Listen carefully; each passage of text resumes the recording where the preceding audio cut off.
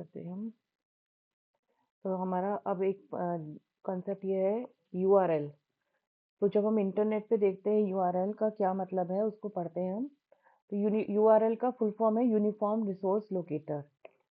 अब जब इंटरनेट पे हमें वर्क करना है, इंटरनेट की टर्म्स को हम देख रहे हैं, तो उसमें यूआरएल के मतलब को जानेंगे और उसका देखेंगे कि पर्पस क्या है उसका। तो पढ़ते हैं, जैसे इंटरनेट पे किसी वेबसाइट या फाइल का पता, उसको यूआरएल बोलते हैं। तो यूआरएल ऑफ अ वेबसाइट क्या हुआ कि उस वेबसाइट का एड्रेस, जिसके हिसाब से हम उस वेबसाइट पे जाएंगे, जिसको लिख के हम उस वेबसाइट पे जाएंगे। जैसे घर का पता हमें सही जगह पर पहुंचाता है, उसी प्रकार यूआरएल जो होगा वेबसाइट का, यूनिफॉर्म रिसोर्स लोकेटर, उसका एड्रेस है वेबसाइट का। तो हमें उस पर्टिकुलर वेबसाइट पे जाने के लिए उसको लिखना होता है। तो इसका एग्जाम्पल है हमारा, जैसे हमने ये एग्जाम्पल देख रहे हैं इसमें। तो ये हमारा www.google.com, ये यूआरएल आपको गूगल वेबसाइट पे ले जाएगा। अब पार्ट्स ऑफ द यूआरएल को पढ़ते हैं कि क्या क्या उसमें पार्ट्स होते हैं। तो पार्ट्स में देखेंगे, सबसे पहले तो हमारा प्रोटोकॉल, किस तरीके से प्रोटोकॉल हमने देखा था। प्रोटोकॉल का मतलब क्या हुआ कि उन नियमों के द्वारा जिनका पालन करा जाता है इंटरनेट पे, वो बोले जाते हैं protocol. Set of rules that govern, उसको जिस हिसाब से हमें करना है, वो हमारे रूल्स जो हैं वो प्रोटोकॉल है। तो HTTPS हमने शुरू में जो लिखा है उसका हमें मालूम है मतलब क्या है। तो tales how the data is transfer. For example इसमें ये तीनों आ जाते हैं, फाइल ट्रांसफर प्रोटोकॉल भी आ जाता है। ये बताता है कि डेटा कैसे भेजा जाएगा। तो ये हम यूआरएल का देख रहे हैं कि उसमें क्या क्या चीज़ें आती हैं। तो यूआरएल मतलब यूनिफॉर्म रिसोर्स लोकेटर, किसी पर्टिकुलर वेबसाइट का एड्रेस। तो सबसे पहले हम देखते हैं, जब एड्रेस आता है आपकी एड्रेस बार पे इंटरनेट की, तो HTTP आपको लिखा हुआ दिखता है, तो वो उसका प्रोटोकॉल हो गया कि किस प्रोटोकॉल को वो फॉलो कर रहा है। अब उसके बाद आता है डोमेन नेम। डोमेन नेम का मतलब हम आगे भी समझने वाले हैं। जो ये वर्ड आया डोमेन नेम, अब इसका मतलब क्या है ये सब हमें जानना है। तो डोमेन नेम क्या हुआ, वेबसाइट का नाम। तो जैसे डोमेन नेम क्या होता है कि एक human readable name of the website होता है। अब हमने देखा था जब हमने आईपी एड्रेस पढ़ा था, तो आईपी एड्रेस हमने समझा था। आईपी एड्रेस क्या है कि विशेष जो लोकेशन है, विशेष प्रकार का एड्रेस है, जो पर्टिकुलर वेबसाइट का लोकेशन डिनोट करता है। हर हर चीज़ का जो भी कनेक्टेड है इंटरनेट पे, उसके पास उसका एक आईपी एड्रेस होता है। आईपी एड्रेस को किस तरीके से बताया जाता है कि इस तरह 4 उसमें होता है। It is use instead of the complex. अब आईपी एड्रेस तो हर चीज़ का हुआ जो भी अब कनेक्टेड है इंटरनेट पे, मगर आईपी एड्रेस के एग्जाम्पल को अगर आप देखते हैं तो ये थोड़ा कॉम्प्लेक्स होता है। अब इस आईपी एड्रेस को याद करना थोड़ा मुश्किल होता है ह्यूमंस के लिए। तो मानव के लिए उसको आसान बनाने के लिए एक डोमेन नेम आता है। डोमेन नेम क्या होता है, जो हम आसानी से याद कर सकते हैं, जो हमारा यूजर फ्रेंडली होता है। फॉर एग्जाम्पल google.com हमारा एक डोमेन नेम है। तो ये हमारा डोमेन नेम किस तरीके से उससे डिफरेंट हुआ आईपी एड्रेस से, कि आईपी एड्रेस तो आपका बता रहा है, बिल्कुल एग्जैक्ट एड्रेस भी बता रहा है, मगर उसका जो है उसको लर्न करना थोड़ा मुश्किल है। और ये डोमेन नेम थोड़ा सा यूजर फ्रेंडली होता है और इसको लर्न करना भी आसान होता है।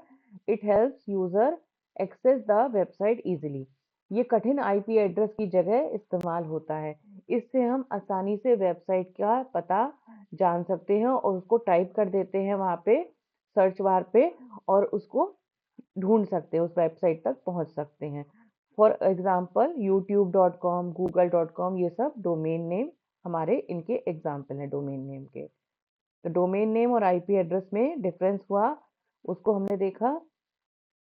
अब डोमेन नेम की क्यों जरूरत पड़ती है, कंप्यूटर आईपी एड्रेस समझता है, लेकिन जो है इंसान मानव जो है वो डोमेन नेम को ही याद रख सकता है। आईपी एड्रेस याद करना उसके कॉम्प्लेक्सिटी को देखते हुए थोड़ा मुश्किल कार्य है। आप ज्यादा से ज्यादा एक याद कर पाएंगे। तो डोमेन नेम हमें इजी कर देता है, हम आराम से उसको वेबसाइट को याद कर सकते हैं और तुरंत उसको टाइप कर देते हैं। या मान लीजिए हमें यूट्यूब खोलना है तो हम youtube.com करके उसको कर देंगे। अब तो आइकन भी बना लेते हैं हम, उसके द्वारा भी खोल लेते हैं। तो डोमेन नेम हमारा वो हो गया। अब स्ट्रक्चर भी देख लेते हैं, डोमेन नेम का स्ट्रक्चर क्या है। डोमेन नेम हमारे आ जाता है इसमें क्वेश्चन में, तो हमें पता होना चाहिए। तो इसमें www जो हमारा है, ये www क्या है, कलेक्शन ऑफ वेब पेजेस हैं हमारे। फिर सेकंड लेवल डोमेन हमारी गूगल क्या हुई, जो हमारा नाम हुआ उसका। Main name of the website. अब इसके आगे जो एक्सटेंशन आते हैं तो उनको जानते हैं। एक्सटेंशन का मतलब क्या होता है इसको देखते हैं। तो डॉट कॉम क्या है, हमारी कैटेगरी बताती है कि किस कैटेगरी की वेबसाइट है। कॉमर्शियल जो कैटेगरीज की हैं उनमें डॉट कॉम आ जाता है। फिर डॉट जीओवी होती हैं गवर्नमेंट वेबसाइट्स। और इसी तरीके से एजुकेशन वेबसाइट के आगे डॉट एजुडा ईडीयू आ जाता है। तो ये जो हमारा एक्सटेंशन होता है यहाँ पे डॉट करके जो लिखा जाता है, इससे थोड़ा अंदाजा लग जाता है कि किस प्रकार की वेबसाइट को आप ओपन करने वाले हैं।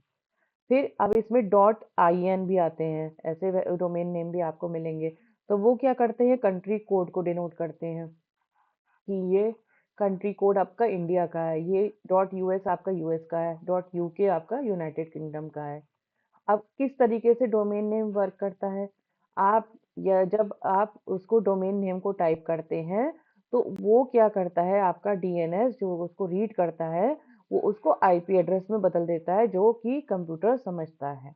और वो उसकी वेबसाइट को फिर खोल देता है, उस आईपी एड्रेस से रिलेटेड जो वेबसाइट है वो आपके सामने खुल जाती है। अब इसका आपने हमने देख लिया, इसका पाथ भी देख, अच्छा यूआरएल का पाथ देखते हैं। तो तीन चीजें हम यूआरएल में देख रहे थे, एक तो प्रोटोकॉल देखा, फिर हमने डोमेन नेम देखा, फिर उसका पाथ देखा कि क्या है स्पेसिफिक पेज और फाइल कहाँ पे वो लोकेटेड है। तो इजी ट्रिक टू रिमेम्बर क्या है यूआरएल की, प्रोटोकॉल डोमेन प्लस पाथ। तो अगर आप यूआरएल डालने हैं किसी वेबसाइट का तो आपको उसकी तीन चीजें याद होनी चाहिए कि किस वेबसाइट वहां पे प्रोटोकॉल को फॉलो कर रहा है, कौन सा उसका नेम है डोमेन नेम, और कौन कौन सी उसकी एक्सटेंशन है। तो ये तीन चीजें हमारी इसको बना देती हैं। नेक्स्ट हमने www का देखा था, full form world wide web, एक जैसे ये कलेक्शन ऑफ वेब पेजेस है। आगे हम पढ़ते हैं अब। नेक्स्ट हमारे लिए इम्पोर्टेंट जो है वो है हमारा सर्च इंजन। तो आज हम इसको देखते हैं कि अब हमने वेब ब्राउज़र पढ़ा था। वेब ब्राउज़र्स हमने देखे थे, उसको एक बार फिर से भी देख लेते हैं क्योंकि वेब ब्राउज़र और सर्च इंजन तो थोड़े से सिमिलर चीज़ें हैं मगर बिल्कुल अलग हैं। मगर लगता है कि दोनों दोनों ही चीज़ें हमें सर्च करने में ही मदद करती हैं। मगर ब्राउज़र क्या करता है उसको देखते हैं फिर से एक बार। हमने पढ़ा भी था ब्राउज़र क्या है। ये देखिए वेब ब्राउज़र हमने पढ़ा था। वेब ब्राउज़र एक सॉफ्टवेयर है, एप्लीकेशन सॉफ्टवेयर है जिसका उपयोग इंटरनेट पर वेबसाइट या वेब पेजेस देखने के लिए किया जाता है। तो वेब ब्राउज़र क्या करता है, आपको इंटरनेट पे जो भी कार्य करना है वो वेब ब्राउज़र के द्वारा आप करते हैं। क्योंकि वेब ब्राउज़र के बिना आप उसको नहीं यूज़ कर सकते, आप इंटरनेट पे कुछ भी कार्य नहीं कर सकते हैं। तो वेब ब्राउज़र एक सॉफ्टवेयर आपको चाहिए ही चाहिए, कोई सा भी आपको वेब ब्राउज़र चाहिए होगा। तो ब्राउज़र्स आपके एग्ज़ाम्पल्स में क्या-क्या आ गए आपके? जैसे हम वर्क भी करते हैं आजकल गूगल क्रोम है, ये सब हमारे वेब ब्राउज़र है, मोज़िला है, ये हमारे सफारी ओपेरा, ये सब हमारे वेब ब्राउज़र्स हुए। तो वेब ब्राउज़र क्या मदद करते हैं आपको इंटरनेट पे कोई भी वेब पेज खोलना है, कुछ भी का आपको गूगल करना है, आपको सर्च करनी है कोई भी चीज़ तो आपको वेब ब्राउज़र की सबसे पहले आवश्यकता होती है। अब दूसरा जो हमारा टर्म हम देख रहे हैं वो है सर्च इंजन। तो सर्च इंजन क्या कार्य करता है उसको देखते हैं और फिर दोनों के डिफरेंसेस को हम अपने आप समझ लेंगे।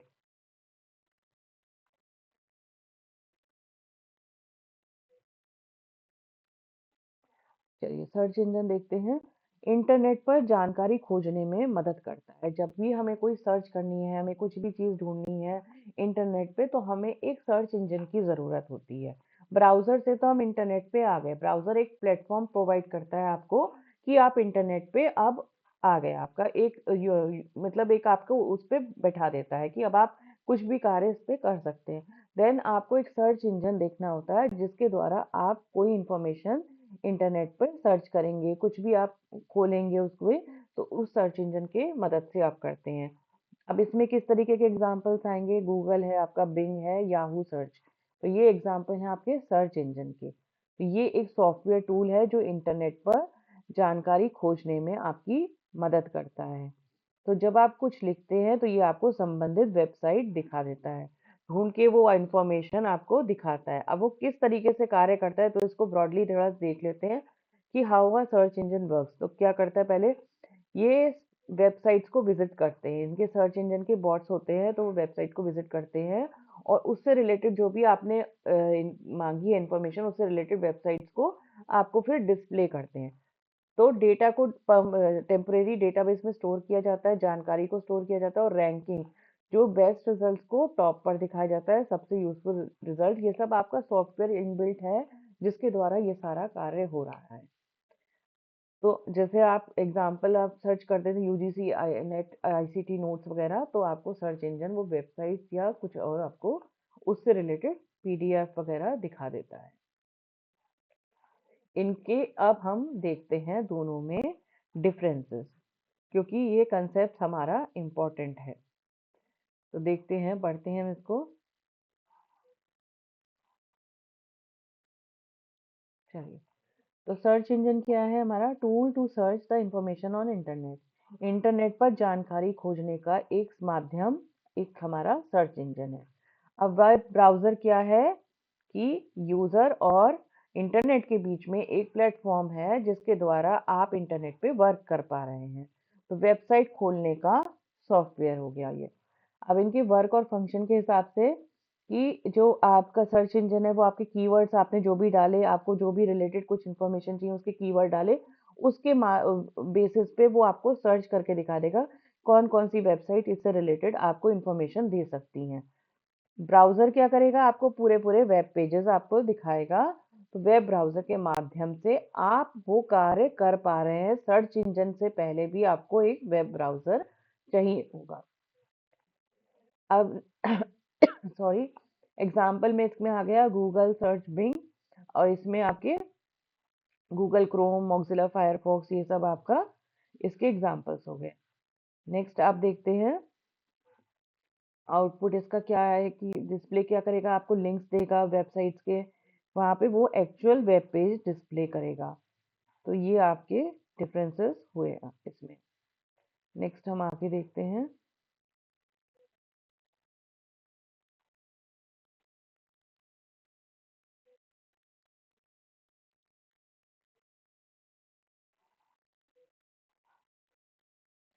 अब ये देखिए यहाँ पे लिखा भी हुआ है डिपेंडेंसी। जो सर्च इंजन है अपने आप से कार्य नहीं कर सकता क्योंकि इसको सबसे पहले ब्राउजर चाहिए ही चाहिए, मगर ब्राउजर इंडिपेंडेंटली कार्य कर लेता है।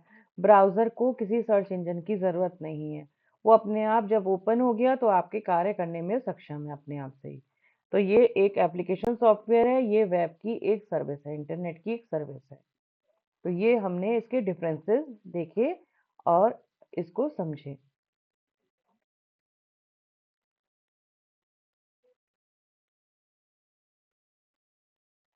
चलिए अब हम देखते हैं ईमेल के बारे में।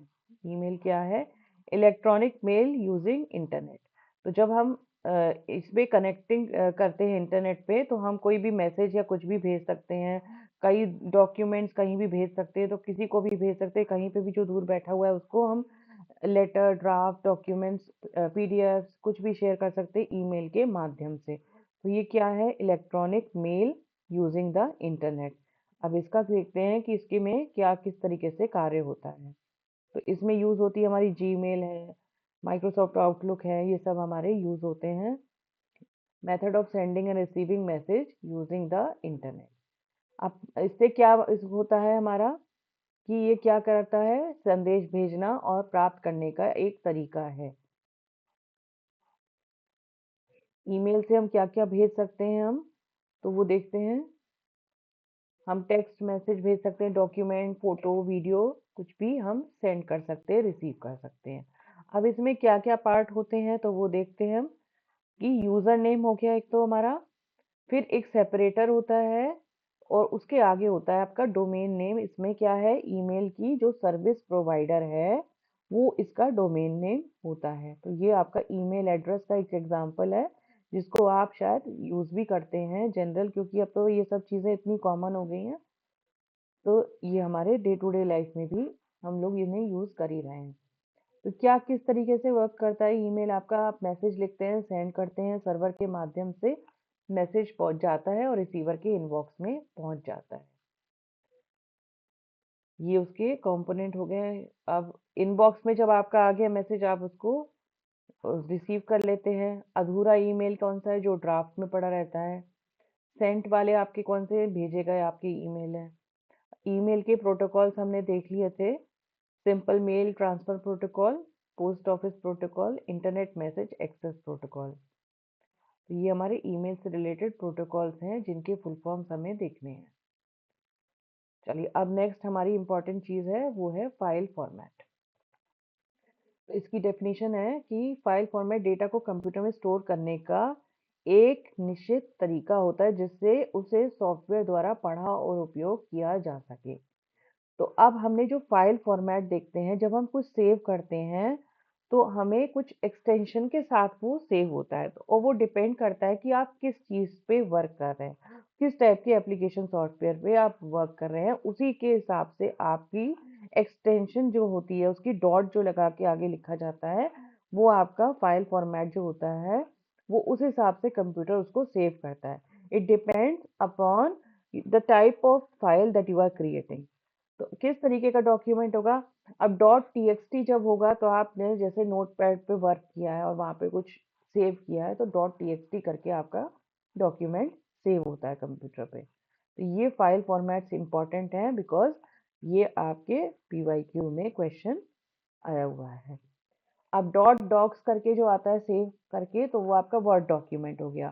फिर इसी तरह से पीडीएफ हो गया, आपके रिच टेक्स्ट डॉक्यूमेंट होते हैं, वो होता है आपका। देन आपके डेटाबेस जो एक तो स्प्रेडशीट का हो गया इसमें इंपॉर्टेंट, वो देखेंगे आप। एक्सएलएस, एक्सएमएल, तो ये आपका हो गया। देन आप इमेज के बारे में देखेंगे, इमेज वालों में देखेंगे तो इमेज आपकी इन फाइल फॉर्मेट्स के हिसाब से G dot G I F, dot JPEG, dot bitmap वाली जो इमेज होती है, डॉट बीएमपी, ये आपकी सेव होती हैं। तो इनको थोड़ा सा देख लेंगे क्योंकि जस्ट अपने इंफॉर्मेशन के लिए कि इनके किस तरीके से एक्सटेंशन है। तो वीडियो आपके MP4 इस तरीके से आपके स्टोर हो जाते हैं। अब कॉम्प्रेस्ड करके कैसे फाइल होती है तो उसको थोड़ा देखते हैं। डॉट जिप हो गया, फाइल को छोटा करना। जब हमें कहीं बाहर मतलब भेजना होता है डेटा और आपकी फाइल बड़ी है तो उसको जिप करके भेजने का एक तरीका होता है जिससे कि वो आसानी से चली जाती है और वहाँ पे जाके वो ओपन हो सकती है। तो डॉट जिप है आपकी फाइल फॉर्मेट, इसकी फाइल को छोटा करने का, इसको कंप्रेस करके भेजने का। फिर डॉट आर ए आर है, एक मिनट में आती हूँ। फिर इसी तरीके से ये आपके एक्सटेंशन इसके लिए हैं जो कॉम्प्रेस करते हैं आपकी फाइल को। और वेब पेजेस की एक्सटेंशन है dot H T M L है। एच टी एम एल आपका इसका एक्सटेंशन होता है। हाँ बताइए जी।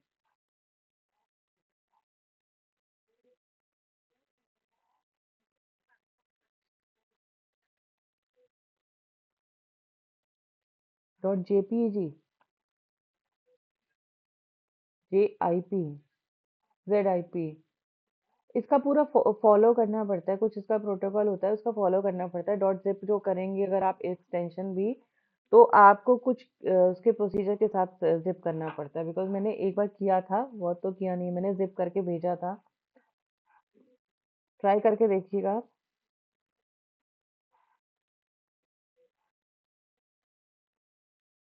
चलिए अब हम देखते हैं नेक्स्ट हमारा इंपॉर्टेंट कॉन्सेप्ट है कुकीज़। तो ये कुकीज़ आपने देखा भी होगा इंटरनेट पे, जब आप वर्क करते हैं तो वो आपके कहता है कि एक्सेप्ट द कुकीज़, ऐसा कुछ आपके पास एक ऑप्शन आता है। तो अब ये कुकीज़ कौन से वाले कुकीज़ हैं, तो जो इंटरनेट पे मिल रहे हैं हमें, तो उनको देखते हैं हम।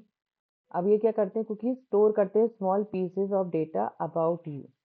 तो जो आप कार्य कर रहे हैं इंटरनेट पे, तो जो वेबसाइट को आप विजिट कर रहे हैं तो वहाँ पे कभी कभी इस तरीके का एक वो आता है जिससे आप फेमिलियर होंगे कभी कभी कि एक्सेप्ट कुकीज़ करिए।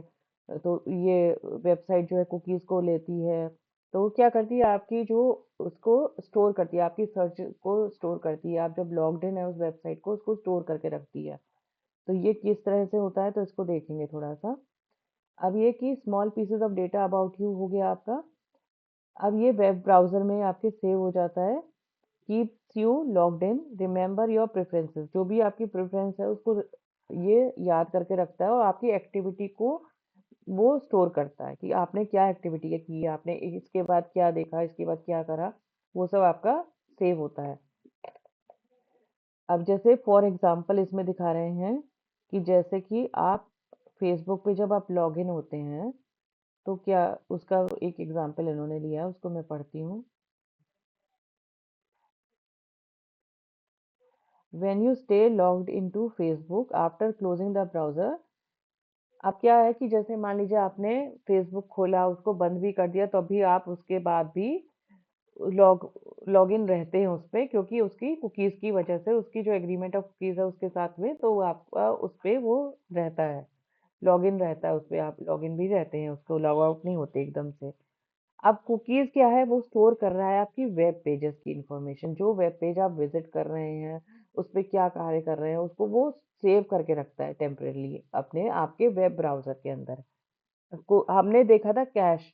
कैश क्या करता है, वो भी कुछ इसी तरीके का कार्य करता है, जो चीज़ें आप बार-बार यूज़ करते हैं, जो चीज़ें आप बार-बार ऑपरेशंस करते हैं, तो उनको वो स्टोर करके रखता है। हमने समझा था जैसे कैश आपका घर के रेफ्रिजरेटर के हिसाब से है, जैसे बार-बार आपको किसी सब्ज़ी की आवश्यकता होती है, किसी ब्रेड की आवश्यकता होती है बार-बार, तो आप उसको घर में लाके फ्रिज के अंदर सेव करके रखते हैं। तो उसी प्रकार से कैश भी क्या करता है, आपके बार-बार जो कार्य करने वाली चीज़ें हैं, तो उनको वो सेव करके रखता है थोड़ी देर के लिए। तो अब क्या है, ये क्या हो गया, इससे रिलेटेड हम क्यों कर रहे हैं, क्योंकि थोड़ी-थोड़ी चीज़ें सिमिलर हैं, उनको देख लेते हैं बारीकी से, क्या एग्ज़ैक्ट डिफ़रेंस है। तो अब ये यहाँ पे जो कैश है वो क्या कर रहा है, वेबसाइट के रिसोर्सेज़ को लोड करता है, pages faster saved by your browser. तो वो क्या कर रहा है, जो चीज़ आप पहले विज़िट कर चुके हैं ना, तो वो आपकी वेबसाइट जब आप नेक्स्ट टाइम खोलोगे तो आपकी जल्दी खुल जाती है। बिकॉज़ इट इज़ सेव्ड, आपकी पहले प्रेफ़रेंस के हिसाब से वो सेव करी हुई है आपके ब्राउज़र में। So when you revisit a website, it loads faster than the second time because of the cache. तो कुकीज और कैश जो इंटरनेट वाली जो चीज़ है, इनको देखते हैं क्या है इसमें डिफरेंस एग्जैक्टली। अब कुकीज क्या कर रहा है, आपकी डेटा और प्रेफरेंस को स्टोर करके रख रहा है। कैश क्या कर रहा है, आप जो बार बार वेबसाइट्स को विजिट करते हैं, जिन वेबसाइट्स को आप फ्रीक्वेंटली विजिट करते हैं, तो वो आपके ब्राउजर के द्वारा सेव हो जाती है। और नेक्स्ट टाइम आप कुछ ऐसा वर्ड भी टाइप कर रहे होते हैं ना, जैसे आपने उस वेबसाइट से रिलेटेड एक अल्फ़ाबेट भी टाइप किया, इनिशियल अल्फ़ाबेट, तो वो तुरंत आपको सर्च में दिखा देता है कि आपको ये वेबसाइट चाहिए, क्योंकि because you have been visiting that website earlier. तो पहले आपने विजिट किया था, तो अब वो तुरंत दिखा देता है।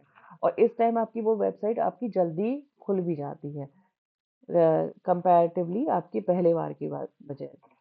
अब इसमें देखिए साइज़ के हिसाब से देखेंगे तो पर्पस एक तो आइडेंटिफ़ाई कर रहा है यूज़र को, यहाँ पे लोडिंग टाइम को वो स्पीड अप कर रहा है। जिस प्रकार से कैश वो वहाँ पे सीपीयू की स्पीड को इंक्रीज़ करता है, तो यहाँ पे वो उसके आपके लोडिंग टाइम को वो इंक्रीज़ कर देता है, जल्दी हो जाता है, रिड्यूस कर देता है। अब साइज़ क्या है, इसका स्मॉल होता है, इसका लार्ज होता है। अब इसमें सर्वर को जाती हैं कुकीज़, यस, यहाँ पे वो नहीं जाती, क्योंकि ये आपके ब्राउज़र के ही वो उस पार्ट है, तो वहीं सेव हो जाती है। चलिए इसको देख लिया अब हमने। अब हम चलेंगे, बहुत इम्पोर्टेंट कॉन्सेप्ट है, पहले उससे पहले डोमेन नेम के बाद हमने होम पेज को और देख लेते हैं और इसको कंप्लीट कर लेते हैं। एक तो हम हाइपर टेक्स्ट मार्कअप लैंग्वेज देख लेते हैं। HTML क्या फुल फॉर्म क्या होता है, this is hyper text markup language. तो जो हमारे वेब पेजेस की डिजाइनिंग होती है, वेब पेजेस की प्रोग्रामिंग होती है, तो वो HTML के द्वारा होती है, उसको यूज करके होती है। तो उसमें जो है वेब पेजेस की आपकी प्रोग्रामिंग होती है। अब उसमें जो स्क्रिप्ट यूज हो सकती है, लैंग्वेज यूज हो सकती है, दैट में बी डिफरेंट, बट बेसिकली जो होती है वो HTML की hyper text markup language use होती है। It is use to create the web pages. तो वेब वेब पेजेस जो आप देखते हैं इंटरनेट में, वो इसके द्वारा बनाए जाते हैं। ये वह भाषा है जिसके उपयोग से वेब पेज बनाया जाता है और ब्राउज़र को बताती है कंटेंट कैसे दिखाना है। अब आपका होम पेज क्या हुआ? तो होम पेज, जैसे आप कोई वेबसाइट विज़िट करते हैं, तो आपको एक होम पेज दिखता है उस वेबसाइट का। तो होम पेज क्या है कि मेन पेज है आपकी वेबसाइट का। जब आप कोई वेबसाइट को विज़िट कर रहे हैं, सपोज़ आपने वेब एड कुछ आपने डोमेन नेम डाला, तो सबसे पहले जो खुल के आता है वो उसका होम पेज होता है। अब यहाँ पे आपको हाइपर टेक्स्ट मिल जाएगा, वो ब्लू लेटर्स में लिखे रहते हैं, that is known as hyper text.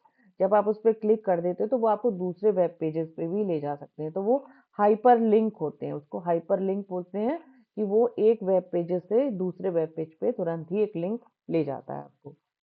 तो सबसे पहले आपका खुलेगा हमेशा होम पेज, किसी भी वेबसाइट को आप विजिट करते हैं तो। होम पेज किसी वेबसाइट का मुख्य या पहला पेज होता है, या वेबसाइट का शुरुआती पेज होता है। यहीं से आप बाकी पेजों पर जा सकते हैं। तो यहाँ पे अधिकतर जनरली आप जब वेबसाइट देखते होंगे, तो होम पेज पे जब आप खोलते हैं तो जनरली कुछ-कुछ आपको ऐसे भी दिखता है कि हाइपर टेक्स्ट करे हुए वर्ड्स होते हैं, जो आपको ब्लू लेटर्स में दिखाई देते हैं, और जिनके ऊपर आप जब क्लिक कर देते हो तो दूसरा आपको वेब पेज वहीं से खुल जाता है। तो वो होते हैं आपके हाइपर लिंक्ड वेब पेजेस। तो होम पेज आपका main entry of the website that provides links to other pages हो गया।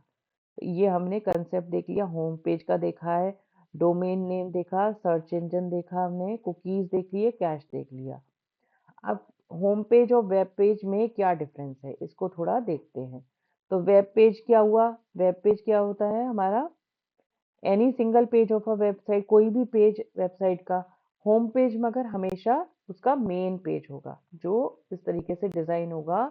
जनरली होम पेज जो है लिंक करता है बाकी के वेब पेजेस को, कि वहीं से यूजर जब आप होम पेज पे विजिट करें वेबसाइट को, सबसे पहले वो ओपन हो जाता है और वहां पे ही काफी सारे लिंक्स भी मिल जाते हैं यूजर को, जनरली जो दूसरे वेब पेज तक उसको ले जाते हैं।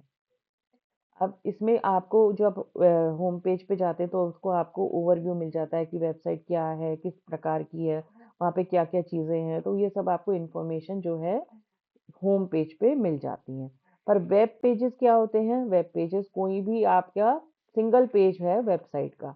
अब इसका जो होता है उसमें ये मे और may not be the main page, ये हो भी सकता है मुख्य पेज और नहीं भी हो सकता है। अब इसमें देख लेते हैं, यूआरएल इसका अपना यूनिक होता है, हर वेब पेज का अपना यूनिक यूआरएल है। Example first page of Wikipedia. अब यहाँ पे any article page on Wikipedia, इन्होंने एग्जाम्पल हमने देखा इसमें। चलिए, हमने होम पेज देख लिया, वेब पेज समझ लिया, सर्च इंजन समझा है, डोमेन नेम और ईमेल को भी हमने समझा है कि ईमेल के द्वारा हम क्या करते हैं। और फाइल फॉर्मेट्स में थोड़ा-सा देखा है एक्सटेंशंस को हमने। ये हमें एक्सटेंशंस बता देती हैं कि हमारी कौन-सी फाइल कौन-सी चीज़ को स्टोर करे हुए किस प्रकार के इंफॉर्मेशन को स्टोर करती है। थोड़ा-सा हमें फाइल फॉर्मेट से पता चल जाता है कि किस प्रकार की ये फाइल है।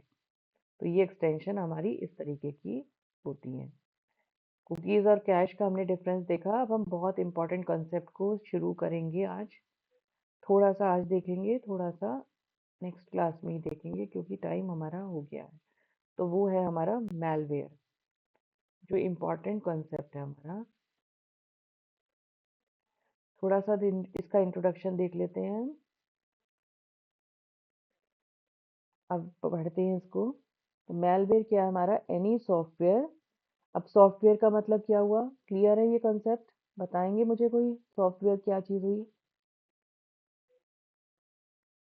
हम सॉफ्टवेयर पढ़ चुके हैं ना। सॉफ्टवेयर की,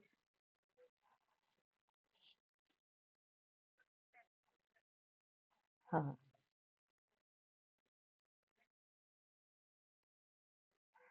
बिल्कुल सही। तो हमारा, हाँ बिल्कुल मैम। तो हमारा जो सॉफ्टवेयर हुआ, क्या हुआ भाई? अब ये सेट ऑफ प्रोग्राम्स हो गए हमारे, मतलब सेट ऑफ